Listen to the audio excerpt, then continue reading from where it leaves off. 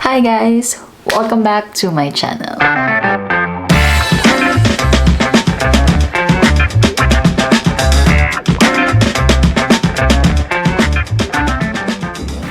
So it's been a long time, no? Palipas lang talaga ako ng mga pimples. Charet. No, actually, I have been working and trying to manage life and at the same time stressing about immigration changes here in Canada. Well, I'm hoping that things will get better in the next few months.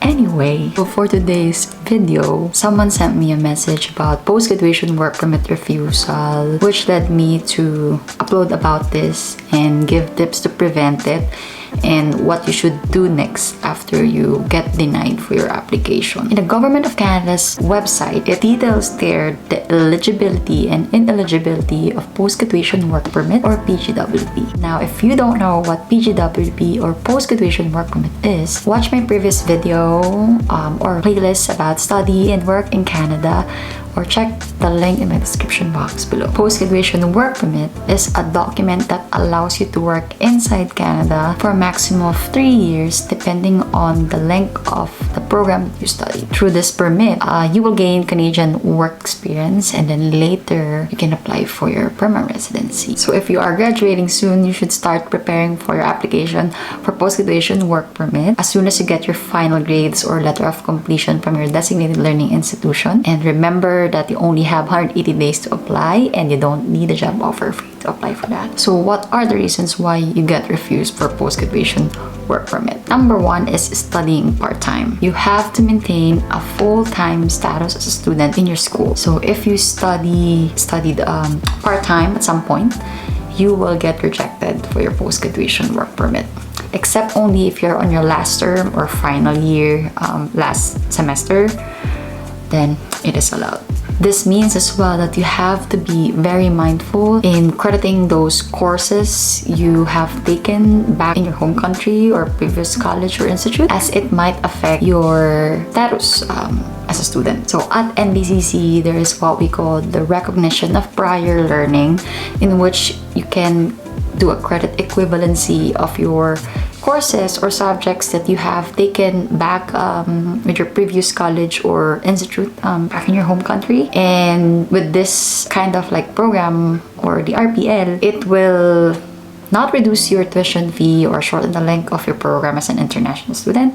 However, it will give you a lighter course load each term, which is good actually if you needed that extra time. In order to maintain your full-time status as a student at NBCC, you must be enrolled in at least 60% of your program's standard credit hours each term.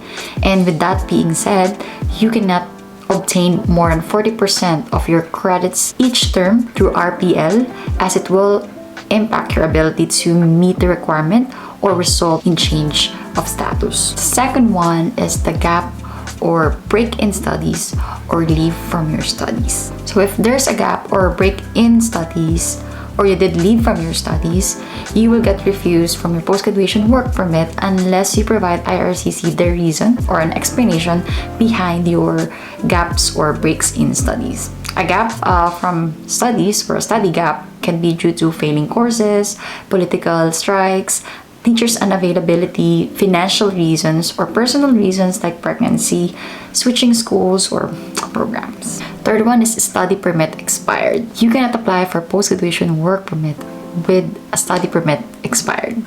Failing to do so will lead to rejection, and you have to pay for restoration fee and apply accordingly. So it is your responsibility to check your study permit or your permit's validity dates before applying for post-graduation work permit. You have to make sure it is valid for the duration when you apply for post-graduation work permit. The fourth one is if you're over the restoration period. So if you are over the restoration period of 90 days, your application for post-graduation work permit will get rejected. If you're asking me what is a restoration status, here you go. So it tells you here that if a temporary resident has lost their status or let their authorization work or study expire, they may apply to restore that status in accordance with Section 182 of the Immigration and Refugee Protection Regulations, or IRPR. And it will tell you here that the applicant must apply within 90 days of having lost their status, meet the initial requirements for their stay, and remain in Canada until a decision is made.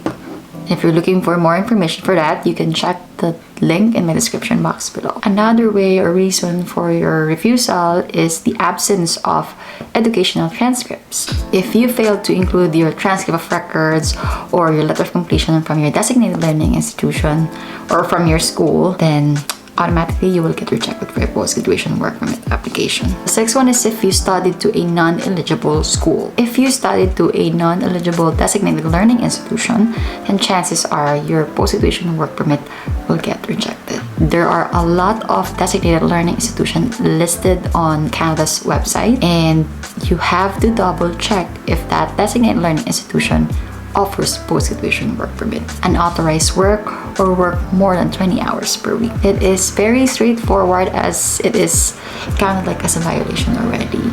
So if you work more than 20 hours per week, that is unauthorized by the authority, then chances are you will likely get rejected for your post-graduation work permit application. And it same goes to those who work before enrolling to school or work before their class intakes. You will get rejected as well once IRCC sees your record of employment. So you better be careful for that and mindful about, your working hours. And you should not let your employer dictate for your working hours, because we are an internationals here, and we only have a limited, I don't know how to explain, but we have limited hours only to work if we are a student, and they should understand that. In scheduled break, for sure, yes, we can give them tons of hours of work. Please be mindful about your working hours if you are in your scheduled class. And last would be IRCC's fault or visa officer's mistake.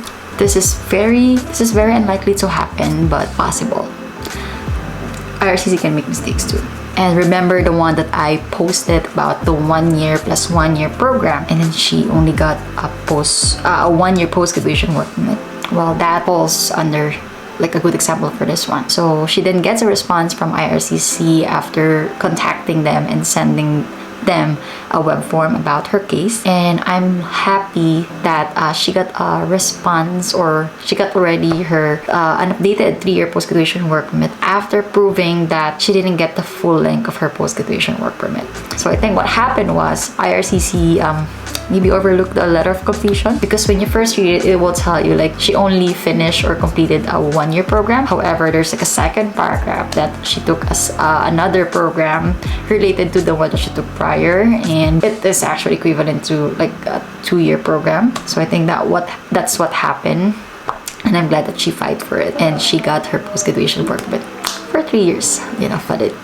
So what to do after receiving your refusal? Chances of post-graduation work permit refusal is likely to happen.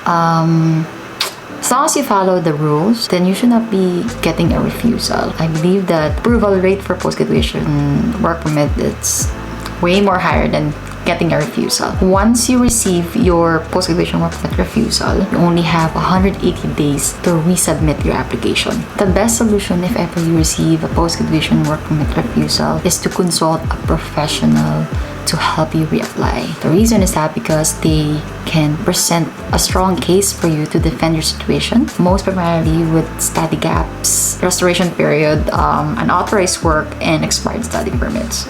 And I hope this video helps you prevent for post-graduation work permit refusal. And if you enjoy or like this video, please consider subscribing and sharing before you go. And I would like to thank you for all of your support, for continue watching, and thank you so much. Thank you so much. I'll see you in my next video, guys, with much love again. Bye.